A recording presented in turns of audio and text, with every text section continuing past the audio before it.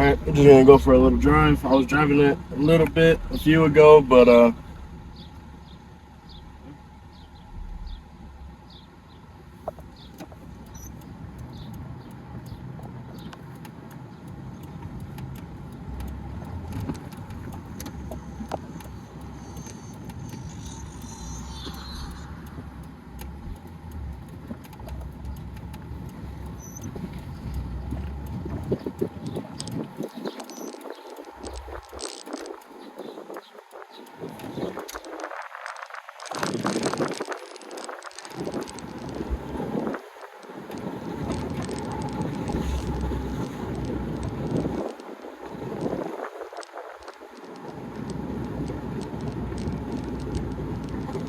just so you guys can get a good idea how she's riding.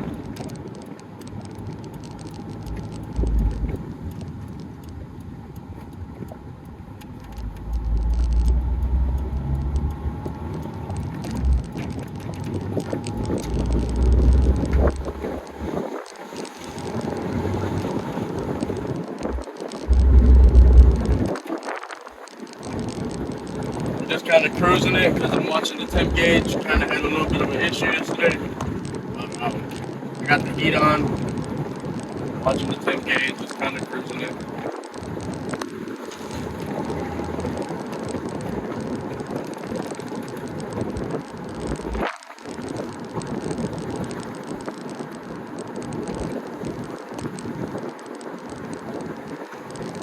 She rides smooth, guys. Like, out of both 86s that I've had, multiple motors, all kinds of other shit, she runs smooth as hell.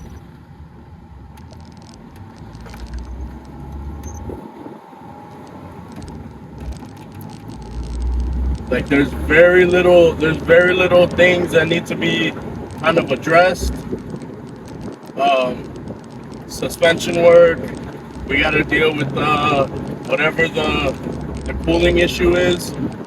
Which yesterday it was riding perfectly fine.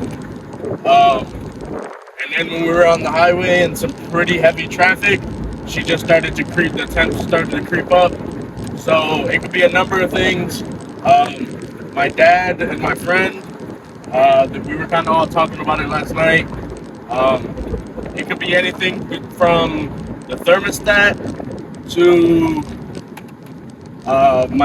my actual radiator not allowing it to flow properly. Like something could be wrong with the radiator. It could be some. My friend said that it could be timing. That if the timing is too advanced, it's causing the motor to get too hot. So maybe we have to retard the timing a little bit. It could be maybe even an air bubble in the cooling system. It could be a couple things, or all of them all together. So, but it's not that big of a deal to me because, I mean, the car's only been running for maybe about a week. So this is kind of why, you do these shakedown passes and, this break-in period, because this car is going to be my everyday driver. This is going to be the car that's getting me back and forth to work every day. So I just want to make sure that it's running tip-top as best as it possibly can. And the car's, like I said, the car's only been running for about a week. So it's very rare that you're going to put a car back together and you're going to have absolutely zero issues. That's fantasy stuff. That's what you see on these YouTube videos where these guys, first start and it's perfect. No, in reality, that's like the third or fourth start, because everybody who actually works on project cars and have had, catastrophic failures and had to pull motors apart and everything like that, 99% of the time, the first start does not go all that great. Most of the time, the car sounds like shit. It's running like shit. It's idling like shit. The timing is off. There's a lot of variables. So this car gave us very, very few issues the day we got it started.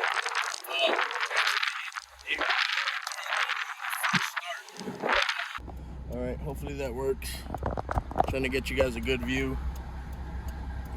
Oh, fuck, it's hot.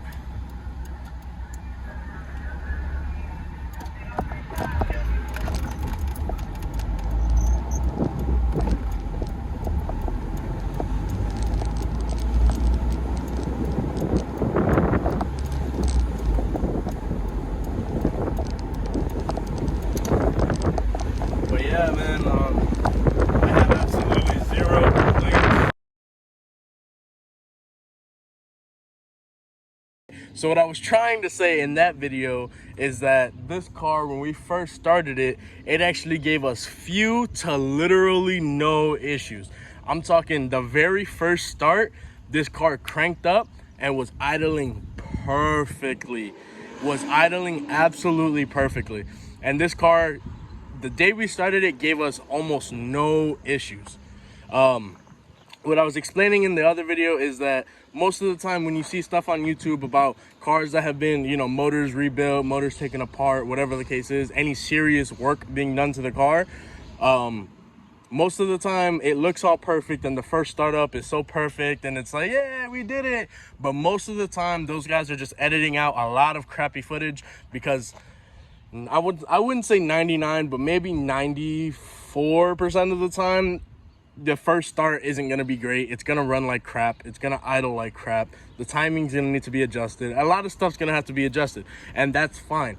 But what I was saying is that this car, I expected it to have way more issues than it actually did, and it actually has surprised me and outperformed by every standard that I had. And this car is still surprising me to this day, because while it has a few little issues, this car, for sitting for 9 months, not to mention sitting before I bought the car, and from the previous owner who had it sitting in a basically a lot, I believe, sitting in a field, I believe, because they took horrible care of this car. This car was actually supposed to go to the junkyard before the previous owner bought it. He manual swapped it because this car was originally an automatic, so they manual swapped it. And then I don't know what happened. I don't know if they lost courage or they just got bored, but they ended up just leaving the car and it sat for a while. And then my friends actually bought it. The car sat for a little bit longer because we all had a lot of other stuff going on. And then they fixed it. I bought it. The head gasket blew again, and then it sat for another 9 months, and then it just got running recently. So honestly, this car has very few issues compared to what I thought it was going to have. I thought it was going to have a lot more issues and a lot more that needed to be done a lot quicker. Really, the only issues is the cooling issue, which is gonna get solved, and a couple little suspension tweaks here and there. But other than that, this car is solid. It rides smooth. You guys are gonna see it in the video. It rides smooth. Some rust and some body work has to be addressed. But other than that, I mean, it's also almost a 40-year-old car that's here in Chicago. So I mean, what do you guys really expect? You know, what can you expect? Not every car is a show car. Not every car is able to be garage kept, unfortunately. So yes, this car does have rust issues that needs to be addressed, and that's fine, because like I said, it is also almost a 40-year-old car. So that's what makes a project a project. So yeah, I just wanted to include this video because unfortunately there was a lot that I had to cut out from the video that you guys are going to see later, and there was a lot that I was talking about that you couldn't even hear because of the water crashing and because of the wind. So I just wanted to give you guys this little update in this video. So peace.